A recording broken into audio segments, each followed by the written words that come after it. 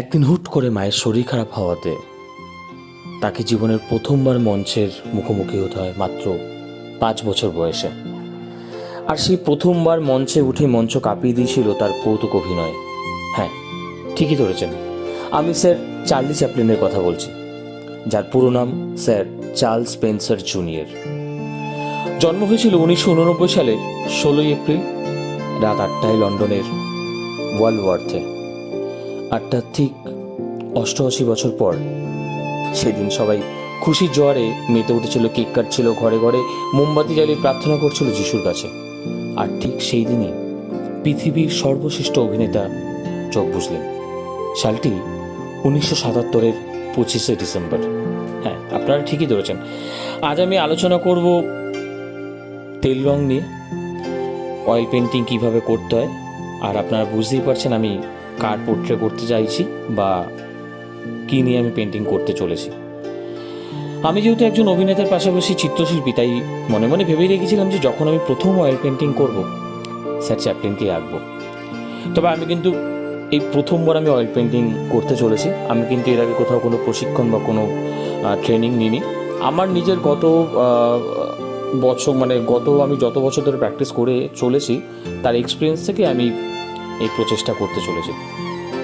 তো আমি একটি 24x30-এর একটি ক্যানভাস নিয়ে নিয়েছি। তাতে সেই ক্যানভাসে আমি ব্ল্যাক কালারের অ্যাক্রিলিক ইউজ করেছি। সেই অ্যাক্রিলিক কালার দিয়ে আমি প্রথমে পুরো প্রাইমারটা করে নিই পুরো ক্যানভাসে। তো তারপর শুকিয়ে যাওয়ার পর আমি বলি যে এবার কীভাবে সেই তেল রঙটি ব্যবহার করতে হবে। তো আমি মেইনলি আর্টিস্ট কালার ব্যবহার করেছি, তারপিন তেল, লিনসিড অয়েল, কয়েকটি তুলি আর কাঠের প্যালেট। আর টুলস হিসেবে আমি ব্যবহার করেছি সুতির কাপড় আর হাতের আঙুল। তো এইবার বলি কীভাবে ব্যবহার করবেন। অ্যাক্রিলিক কালার দিয়ে ব্যাকগ্রাউন্ডটা হয়ে যাওয়ার পর একটু শুকিয়ে নেবেন ভালো করে। তারপর যা আপনি আঁকতে চাইছেন সেই আঁকাটা আপনি পেন্সিল দিয়ে এঁকে নিন। আর আমার পেন্টিংটা বোঝার জন্য আমি পেন্সিল দিয়ে আঁকার পর তাতে আমি হোয়াইট কালারের মার্কার ইউজ করেছিলাম।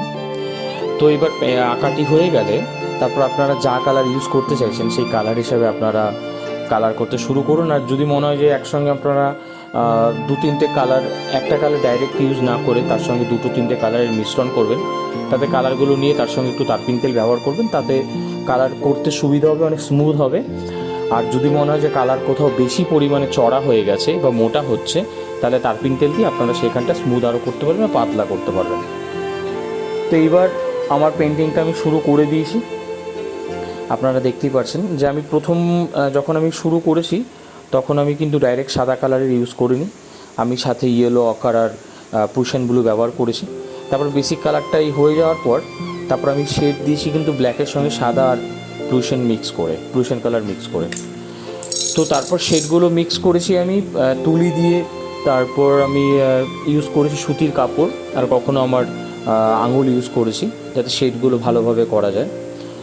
আর আপনাদের কাছে আমি একটা ছোট্ট সাজেশন দেবো, যারা প্রথমবার অয়েল পেন্টিং করতে যাচ্ছে, যাদের কোনো এক্সপিরিয়েন্স নেই, তাদেরকে আমি বলবো যে আপনারা ছোটো ক্যানভাস কিনতে পারেন, তাতে আপনারা কালার ইউজ করা শুরু করতে পারেন। না হলে আপনারা কার্টিজ পেপার কিনে তার উপর সেম অ্যাজ ইট ইজ অ্যাক্রিলিকের আপনারা প্রাইমার করে তার উপর আপনারা আবার প্র্যাকটিস করতে পারেন। তো দেখতেই পাচ্ছেন আমার পেন্টিংটা প্রায় কমপ্লিট। এখন পেন্টিংটা ভালো করে শুকানোর পালা। পেন্টিংটা ভালো করে শুকিয়ে গেলে আমরা সাধারণত দেখে থাকি যে অয়েল পেন্টিংয়ে একটি খুব সুন্দর একটা গ্লজিনেস বা উজ্জ্বল ভাব থাকে, তার একমাত্র কারণ কিন্তু লিনসেড অয়েল। হ্যাঁ, এই লিনসেড অয়েলটি আমি ব্যবহার করেছি 3বার করে, প্রত্যেক 2 থেকে 3 ঘন্টা গ্যাপ আমি 3বার ব্যবহার করেছি। করার পর নাও ফাইনালি আমার স্যার চার্লি চ্যাপলিন রেডি।